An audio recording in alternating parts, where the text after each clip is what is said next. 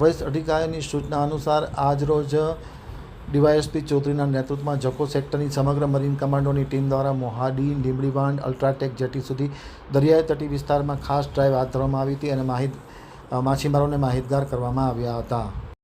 Marine task ફોર્સના DGP Amit Vishwakarma, DGP Parmar, DGP Muniya, SP પરમારના માર્ગદર્શન હેઠળ સમગ્ર ગુજરાત રાજ્યમાં દરિયા કિનારાના વિસ્તારમાં તકેદારીના ભાગરૂપે સમગ્ર રાજ્યના દરિયાકાંઠે ડ્રાઈવનું આયોજન કરવામાં આવ્યું છે. જેના અનુસંધાને marine task force Jakhau sector દ્વારા આજરોજ ડીવાયએસપી ચૌધરીના નેતૃત્વ હેઠળ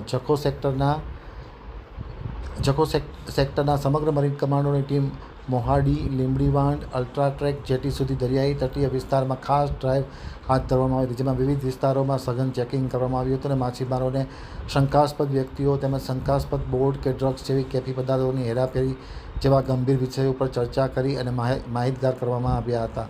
હાલ ચાલી રહેલ પરિસ્થિતિના કારણે જો દરિયામાં તૂટી પડેલા જહાજો અને બોટોના મિસાઇલ જેવા યુદ્ધમાં વપરાયેલા સાધનો તણાઈને કિનારા સુધી આવવાની શક્યતા છે.